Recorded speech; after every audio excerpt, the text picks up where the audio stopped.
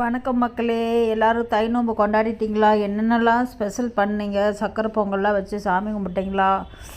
எருமை மாடெல்லாம் வச்சுருக்கவங்களாம் கொம்புக்கு பெயிண்ட் அடிப்பாங்க.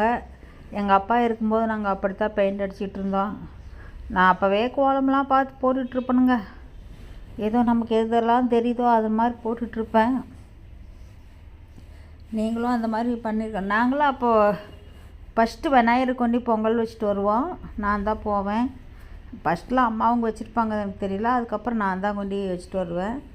எங்கள் பாட்டி இருப்பாங்க. பாட்டி இருக்கப்போ அங்கே கொண்டு போய் பாட்டிக்கிட்ட கொடுத்து பாட்டி வச்சு கொடுப்பாங்க.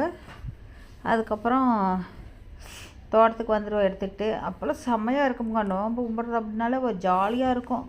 வீட்லலாம் கம்மன்னு பத்தி சூடம் நிறையா வாங்கியாந்து வச்சு சாமி கும்பிட்றதுக்கு இலை தோட்டத்தில் இருக்கும். அப்புறம் கொஞ்ச நாள் போனால் தோட்டத்தில் இலையெல்லாம் இருக்கும்.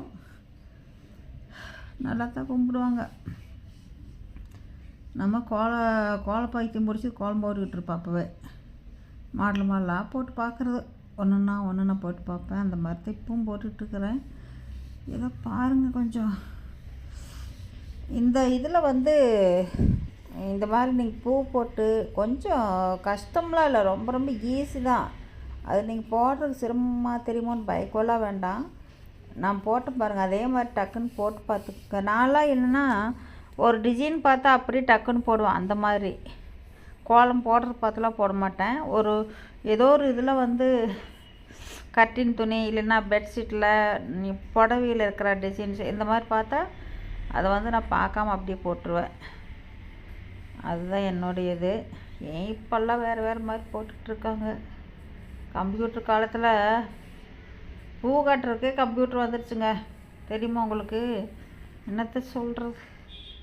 கம்ப்யூட்டரில் சும்மா பூ இப்படி எடுத்து நூலும் அதையும் வச்சுட்டு அதை வாட்டில் கட்டி பூ சித்த நேரத்தில் வெளியே வந்துடுது. எவ்வளோ சீக்கிரம் கட்டி வெளியே தள்ளுதோ மனுஷனும் அதே மாதிரி சீக்கிரம் டுருன்னு போயிடுறாங்க, ரொம்ப நாளைக்கு வாழாமல். என்ன பண்ணுறது? என்னமோ போய்கிட்டு இருக்குது. வாங்க பார்ப்போம். அப்போ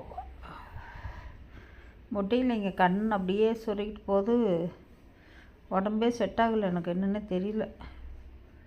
மணி 3 ஆயிடுச்சு. இப்போ போய் நான் இப்போ தான் ஒரு கோலம் போட்டு முடிச்சிருக்கிறேன். எப்போ முடியலைங்க எனக்கு. என்ன தான் நல்லா இருக்குன்னு சொல்லுங்கிறாங்க. நல்லா இருந்தால் தான் நான் சொல்ல முடியும். என்னமோ போதுங்க வாழ்க்கை, விடுங்க. ஏதோ ஒன்று ஆகட்டும். ஒரு பூனைக்குட்டி வர்றதே இல்லை வீட்டுக்கு. வர்றது ஒரே ஓட்டம் முடியே போயிடுது. அதுக்கு என்ன பிரச்சனைன்னு நமக்கு தெரியல.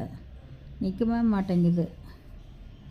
பார்ப்போம், கடவுள் எப்படியெல்லாம் படி அளந்துருக்காரோ அதுபடி தான் நமக்கு நடக்க முடியும். நம்மளாம் எதையும் தேர்ந்தெடுத்தா இப்போ ஜாலியாக இருக்கலாம் அப்படின்லாம் இருக்க முடியாது. கஷ்டமாக இருக்குது. நான் பூனைக்குட்டி ஆப்ரேஷன் பண்ணலாம்னு இன்றைக்கி போகலாம்னு சொல்லியிருந்தாங்க. அதனால தாங்க சென்னை போகாமல் இருக்கு. இல்லைன்னா நான் போயிருப்பேனுங்க சென்னைக்கு. ஒன்றும் பண்ண முடியாமல் உட்காந்துக்கிட்டேன். சரி பாருங்கள், எல்லோரும் பொங்கல் ஜேன்னு கும்பிட்டு ஜாலியாக இருங்க. பொங்கல் அந்த கோலத்தை பார்த்து ரசித்து நல்லா சந்தோஷமாக கும்பிடுங்க. நல்லா இருக்குதா என்னென்னு பார்த்துட்டு சொல்லுங்கள். நல்லா இருந்ததுன்னா கமெண்ட் போடுங்க. நல்லா இல்லைனாலும் கமெண்ட் போட்டு தான் ஆகணும், லைக் போட்டு தான் ஆகணும். ஆனால் நிறையா பேர் பார்த்துட்டு லைக் போட மாட்டேங்க. ப்ளீஸ் லைக் போடுங்க. நன்றி, வணக்கம், பாய்.